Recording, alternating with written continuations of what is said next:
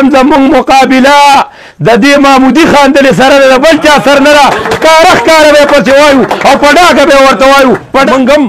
پلار نیکه زمونږ سیاست کړي دي زما مشرانو دلته یو سړی دی وی هلکه زما پلار نیکه سیاست نه دي کړي نو چې نه دي کړي نو تا ته دې کوم پلار وی چې ته سیاست له راځه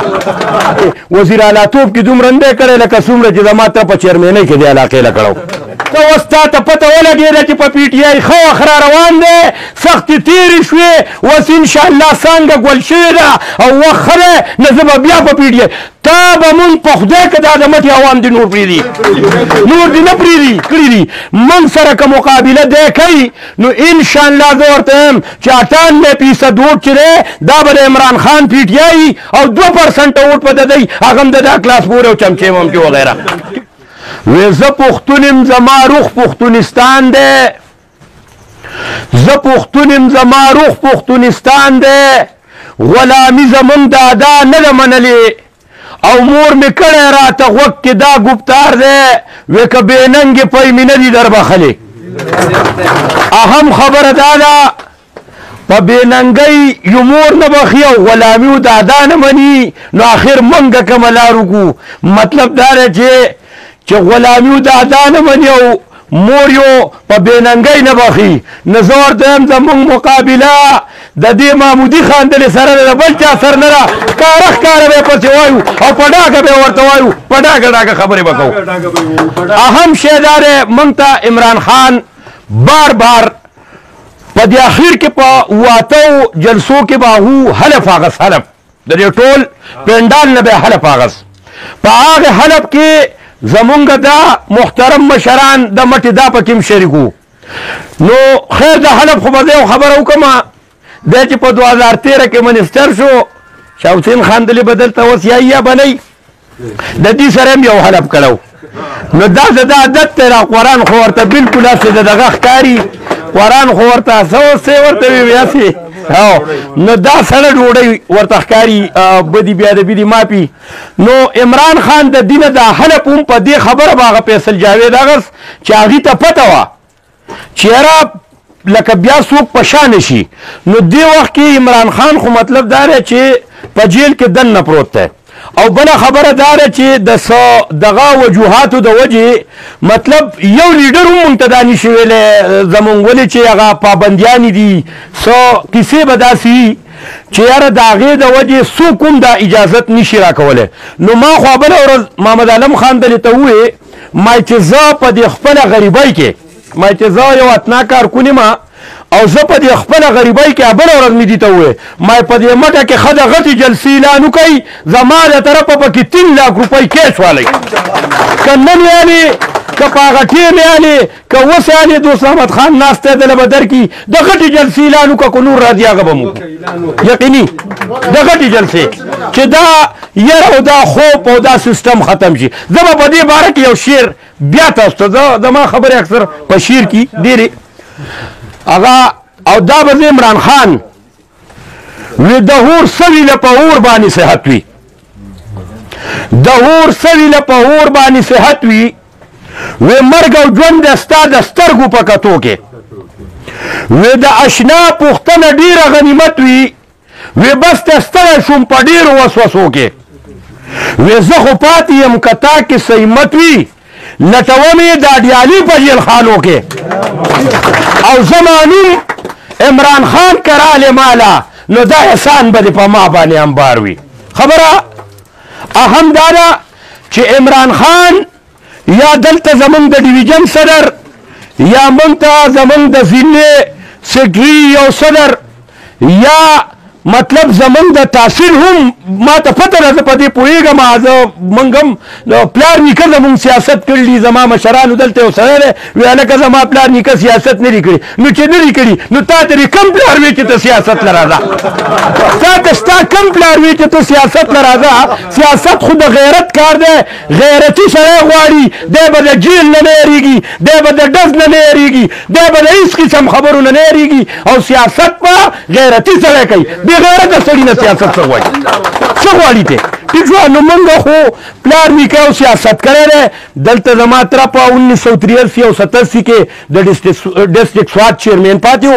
او هغه وخت کې د ډسټرکټ چیرمین سره د مینین هم غټه علاقه وه بله یو سړي وی کار ما کار خو ده په دې وزیر اعلیتوب کې دومره نه دی کړی لکه څومره چې زما تره په چیرمینۍ کې د علاقې له کړی ټیک شوه بله خبره دا ده اهم چې من به وس را پاسېده غواړي او انشاءالله پاڼه صحیح طرف ته که خیرې تلې ده په دې کې اوس شک نشته نن درېیمه ورځ د دلته محترم مشر دی د دې علاقې چیرمین دی عبدالله خان ورته وایي هغه نن درېیمه ورځ ده دا بعضې خبرې لږ د داسې د دې میډیا دغه نه ما ته چا ویډیو کال وکړو داسې یو 20-22 کسان ناست وو دی وایي چې یاره ښه باقاعده طور په ویډیو کال من کتو او د دې دي زما د هلکان ګواه دي د دې خبرې درېیمه ورځ ده نن وی دی وایي چې زه په پی ټي آی کې پاتې کېږم او ورور به مې پارلیمنټرین دی که څه شی دی موږ له دا نوم هم نه راځي وایي زه هغې ته لاړم وایي زه هغې ته لاړم نو هسې تاسو ما ته دا ووایئ نو ما یې دته ګوره اوس لکه دا چېرته دا خلک ماشومان دی